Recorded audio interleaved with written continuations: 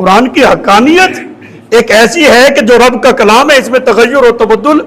یہ ممکن ہی نہیں۔ 1400 سال سے زائد کا عرصہ گزر گیا ہے، کوئی ایک زبر پیش بھی اوپر نیچے کر کے دکھائے نا جس سے اس کے معنی مفاہیم میں تغیر آ جائے۔ روایات ایک علیحدہ بات ہے کہ مختلف روایات میں جو قرآن پڑھا جاتا ہے، اگرچہ اس میں زبر زیر کو آگے پیچھے کیا جاتا، معنی مفاہیم وہی رہتے ہیں۔ بہرحال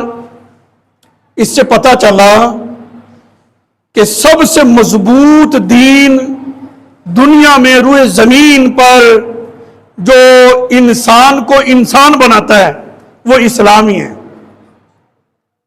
الحمدللہ یہ رسول اللہ صلی اللہ علیہ وسلم کی ہی تعلیمات تھی کہ وہ لوگ جو پانی پہ لڑے اور قتل و غارت ہوئی، وہ لوگ جو بکری کا ایک تھن سے دودھ نکال لیے 40 سال تک لڑتے رہے، جب سرکار علیہ الصلوۃ والسلام نے تربیت فرمائی تو اب صورتحال کیا تھی؟ میدان جنگ ہے، نیچے پڑے ہوئے آخری لمحات ہے، زخموں سے چور ہیں، یہ ایک صدا بلند ہوئی الاتش، پانی چاہیے،